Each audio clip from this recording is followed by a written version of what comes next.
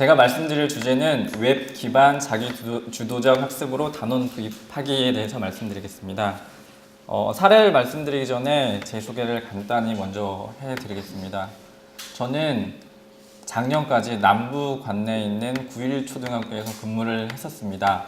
아마 여기 계신 선생님들 분도 9.1초등학교에 대해서 언론에서나 뭐 여기저기서 많이 들어졌을 거라 생각되는데요. 2008년도부터 디지털 교과서 연구학교로 지정을 받아서 현재까지 운영이 되는 학교로 각 교실에는, 연구반에는요, 전자칠판이 구비가 되어 있고 아이들은 모두 다 1인 1 PC를 가지고 있습니다. 또 무선 AP가 구축이 되어 있어서 무선 환경이 아주 잘 구축이 되어 있는 학교로요.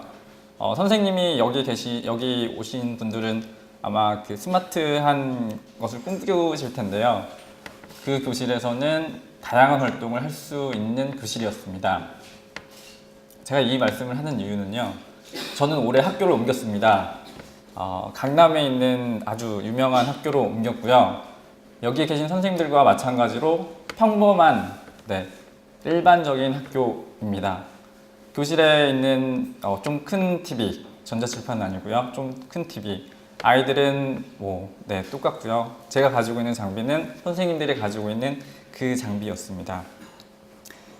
제가 지금부터 말씀드릴 사례는 그 전에 있던 학교에서의 사례가 아니라요.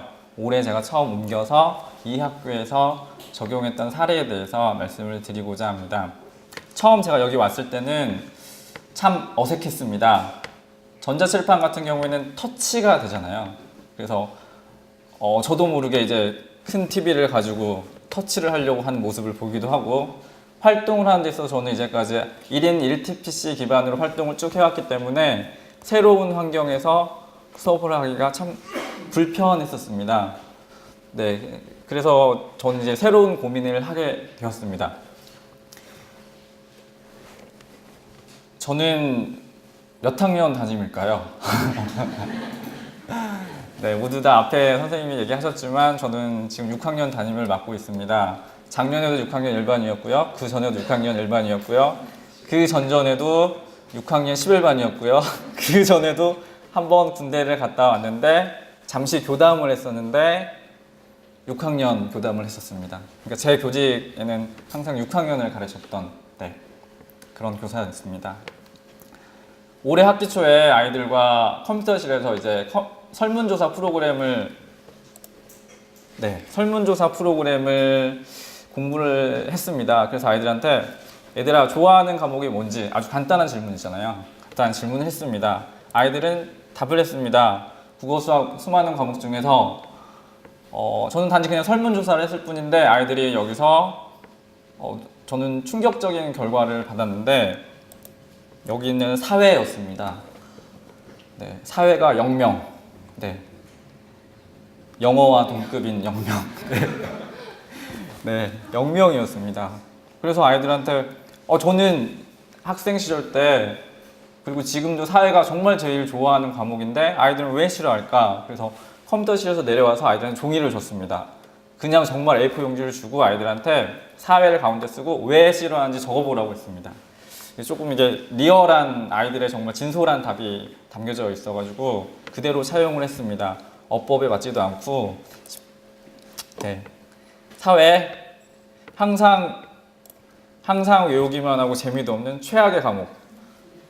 그 다음은 사회 완전 재미없는 과목. 그 다음 답이 참 저한테 와닿았는데 어렵고 지루하고 졸리고 아주 다양하게 싫다. 참 다양하다라는 표현이 여기에 정말 참 적합하더라고요. 그래서 사회를 정말 싫어하는구나. 그래서 저는 참 슬펐습니다. 왜냐하면 제가 좋아하는 과목을 아이들도 좋아했으면 좋겠고 사회라는 과목이 정말 중요한 과목인데 아이들이 싫어했기 때문에 제 출발은 여기서 시작이 됐습니다. 아이들을 즐겁게 사회를 좋아하게 만드는 게 제 수업의 시작의 출발이었습니다. 그래서 본 수업의 목적은요, 단원을 도입하는 데 있어서 다양한 활동을 통해서 단원을 전개하고 여러 가지 수업에 참여하고 언제 어디서든지 자료를 활용하게 하는 게 여기 적혀 있는 목적이긴 한데요. 더 커다란 목적은 저희 반 아이들입니다. 저희 반 아이들이 어떻게 정말 이렇게 웃으면서 사회를 좋아했으면 하는 목적으로 다양한 수업 방식을 사용했고요. 그 중에 오늘 말씀드릴 부분은 그 중에서 하나를 말씀드리고자 합니다. 자, 선생님들 단원 도입은 어떻게 하세요? 사회 구성을 보면 총 3단원으로 구성이 되어 있는데 각 단원마다 1차시씩 단원 도입하기라는 차시가 있습니다. 단원 도입은 굉장히 중요하죠. 아이들한테 단원 전체의 흐름을 이해하기도 할 수도 있고, 그 다음에 아이들이 충분한 동기유발을 통해서 적극적으로 수업에 참여하게 할 수도 있습니다. 정말 중요하죠. 하지만 저는 항상 3단원이면 3단원 단원명을 읽고 생략했습니다. 그리고 2차시부터 항상 시작을 했습니다. 그래서 이게 문제가 아닐까라는 생각을 가지고 단원 도입할 때 좀 이렇게 다르게 한번 해보자 라는 생각을 가지고 수업에 적용을 했습니다. 네, 6학년 1학기 사회를 했고요. 3단원 환경을 생각하는 국토가꾸기에서 주제는 3단원에 필요한 단원을 선생님이 아니라 너희들이 스스로 한번 만들어 보자 하는 게 주제고요. 이거를 통해서 아이들이 QR코드를 만드는데 이걸 충분히 더 활용하게 하는 게 목적이었습니다. 네, 소요 시간은 아침 자습 시간 2시간이고요. 그리고 컴퓨터실에서 수업을 진행을 했습니다. 아이들이 이제 제가 지금부터 말씀드릴 거는 이 수업 중에 활용한 도구들인데요. 첫 번째는 조기정 선생님이 말씀하셨지만 QR코드입니다. 아이들이 이제 이 코드 안에 여러 가지 자료를 담기 위해서 이 수업 전에 솔직히 전에는 저희 반 아이들은 QR코드 만들기가 좀 이렇게 능숙되어 있는 상태였습니다. 이렇게 만드는 과정은 6학년 아이들을 예를 들면 한 10분 정도면 충분히 아이들이 만들게 할 수 있고요. 다음이나 네이버나 QR코드를 만드는 사이트에 회원만 가입이 되어 있으면 쉽게 만들 수 있습니다. 그 다음에 구글 문서 도구를 활용을 했습니다. 초등학생이다 보니까 구글 문서 도구에서 아이들 계정을 만드는 게 쉽지 않습니다. 그래서 제가 활용한 방법은 복잡한 방법도 있지만 아이들이 구글 문서 도구에서 동시에 작업할 수 있게끔 제가 자료를 하나 만들어 놓고 링크를 걸고 그 링크를 통해서 아이들이 그냥 직접 작업을 할 수 있을 정도로 아이들이 활용할 수 있을 정도의 수준의 구글 문서 도구를 활용을 했고, 이 수업 전에는 아이들은 한 3번에서 4번 정도 같이 공동으로 작업을 했었습니다. 그 다음에 이제 SNS 서비스, SNS 많이 쓰시잖아요. 그 중에 저는 클래스팅이라는 걸 썼는데 클래스팅을 통해서 아이들은 알림장을 받거나 또는 서로 의견을 조율을 하면서 서로 의사소통을 하고 어느 정도 SNS를 쓸 수 있는 상태였고, 또 충분히 자료를 업로드하고 친구 자료에 대해서 댓글을 달 수 있는 수준이 되었습니다. 마지막으로 가장 선생님들 수업에서 가장 중요한 게 뭘까요? 저는 이 도구 3가지 도구를 활용했지만 이게 가장 중요하다고 생각을 하거든요. 네, 바로 정보통신윤리 교육입니다. 초등학교나 중학교뿐만 아니라 모든 아이들이 수업에 있어서 가장 중요한 거는 네티켓을 지키고 또 저작권을 지키는 것입니다. 선생님들이 보통 수업을 할 때 저도 2년간 좀 간과한 게 바로 이 교육이었는데 법적으로도 커다란 책임을 물게 되고 아이들이 사소하게 올리는 것, 선생님들이 사소하게 수업 시간에 활용하는 것들을 아이들은 그대로 배우기 때문에 문제가 없다고 생각을 합니다. 그래서 반드시 저작권과 그리고 네티켓에 대해서 교육을 하는 게 가장 저는 중요하다고 생각을 하고, 실제로 이 수업 전에는 전문가 초빙해서 저희 반은 한 2시간 정도 교육을 했고 실제적인 사례를 들어서 얘들아 니네 영화를 다운받아서 가지고 있으면 얼마만큼의 벌금을 물게 되고 만약에 업로드를 하게 되면 선생님이 너를 보호해 줄 수 없다 라는 식으로 협박을 하면서 실제로 교육을 했었습니다. 제가 왜 굳이 스마트 교육을 소위 이런 도구들을 활용해서 스마트 교육이라는 걸 적용을 했냐면요. 인터넷을 통한 자료 검색 여러 가지가 있지만 결론은 아까 말씀대로 아이들의 흥미를 끌어서 흥미를 유도해서 적극적으로 수업에 참여하게 하는 게 목적이었습니다. 수업에 어떻게 제가 진행을 했는지 말씀드리도록 하겠습니다. 처음에 아침 자습 시간에 여러 가지 활동을 하긴 했었는데 아침에 등교를 해서 아이들이 책을 읽습니다. 그래서 교과서 3단원을 이제 시작을 하게 되는데 3단원을 아이들이 쭉 읽게 했습니다. 이제 하루 정도 원래 계획을 했었는데 그게 안 되고 이틀 동안 아이들이 정독을 하게 됐고, 읽으면서 아이들이 모르는 부분이라든지 필요한 자료라든지 좀 중요하다고 생각하는 부분을 메모를 하게 했습니다. 그런 다음에 이제 모둠별로 이제 활동이 쭉 진행이 되는데, 모둠별로 3단원을 나눠줬습니다. 1모둠은 어디부터 어디까지, 2모둠은 어디부터 어디까지 자료를 나눠주고, 교과서 부분을 나눠주고, 컴퓨터실에 이제 이동을 해서 아이들이 그 부분에 대해서 전문가가 되는 거죠. 그 부분에 대해서 전문가가 돼서 필요한 자료들을 찾고, 그 자료들을 서로 의견을 조율하고, 그런 다음에 이제 SNS 아까 그 클래스 등의 자료를 올리게 됩니다. 지금 보시는 장면은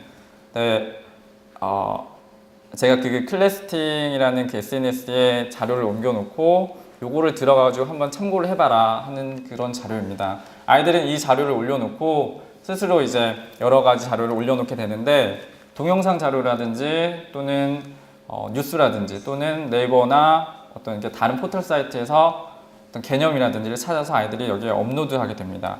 업로드하면 그걸로 끝이 아니라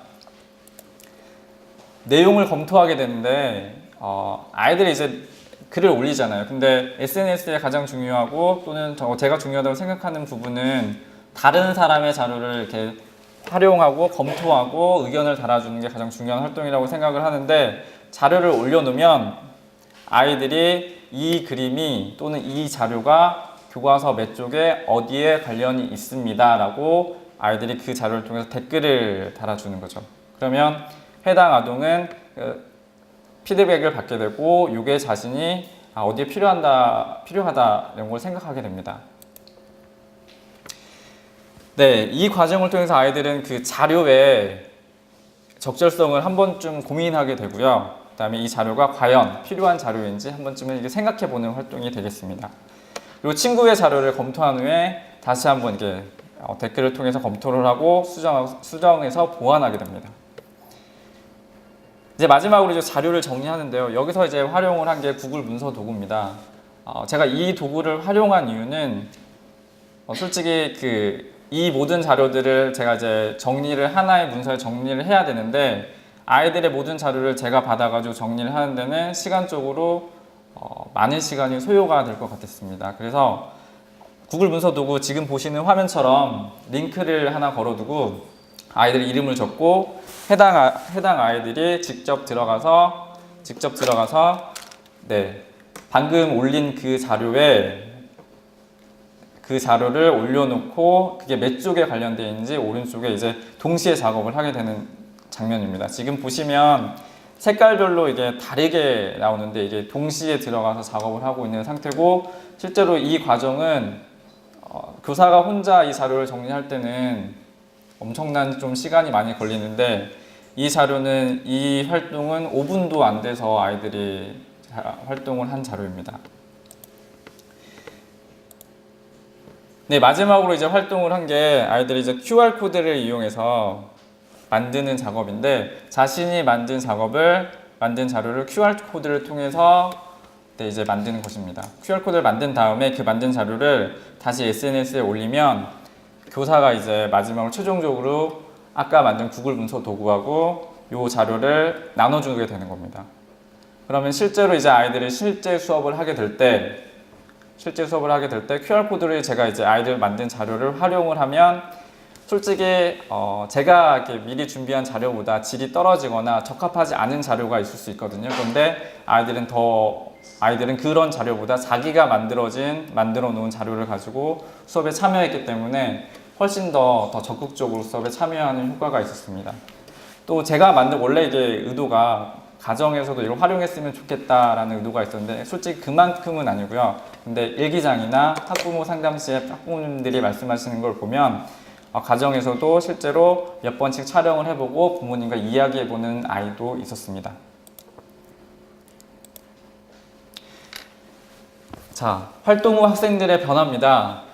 네, 솔직히 이 변화는 지금 그 활동만 해서 변한 건 아니고요. 좀 3월부터 7월까지 아이들이 이제 사회에 다양한 활동을 해보고 그런 다음에 모든 걸 종합해서 나오는 변화입니다. 처음과 마찬가지로 제가 종이를 줬어요. 종이를 주고 사회대에서 써봐라. 네. 6학년 정치를 알수록 신기하고 재밌는 것 같다. 네. 최악의 과목에서 좀 바뀌었죠. 네. 그 다음에 과목 중에서 사회가 제일 재미있었던 것 같다. 제가 절대 강요한 게 아니거든요. 네. 전 민주적이기 때문에 절대 강요하지 않았습니다. 그리고 그 다음 게 이제 최종적으로 네. 선생님 최고예요. 네. 그 다음 이게 중요한 게 아니라 그 다음 밑에 네. 이걸 제가 말해도 되는지 모르겠지만 네. 사회도 애들 말로 네. 이런 용어를 썼습니다. 그만큼 처음과 3월부가 지금 7월에 조사를 한 건데 아이들의 생각과 행동이 많이 좀 바뀐 것 같아서 좀 고무적이었습니다. 스마트 교육에 대해서 선생님이 어떻게 생각을 하십니까? 지금 2014년부터 전국적으로 전면 시행이 된다고 합니다. 왼쪽을 한 번만 봐주시기 바랍니다. 이 사람을 보면 오른쪽으로 돌고 있습니다. 그렇죠? 그걸 보시고 이 가운데를 봐주시기 바랍니다. 오른쪽으로 돌고 있죠?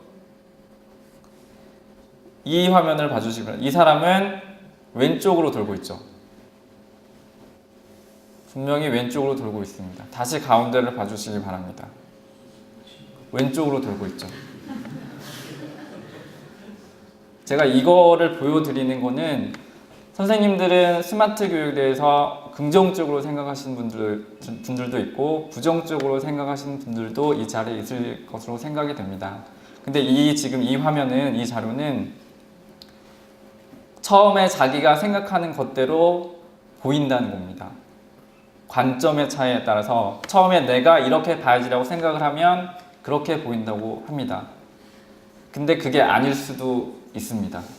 선생님들의 지금 스마트 교육에 대한 생각이 한번 부정적이시라면 한 번쯤은 이 자료를 보시고 다시 한번 생각해 보는 게 어떨까요? 네, 이상 발표를 마치겠습니다.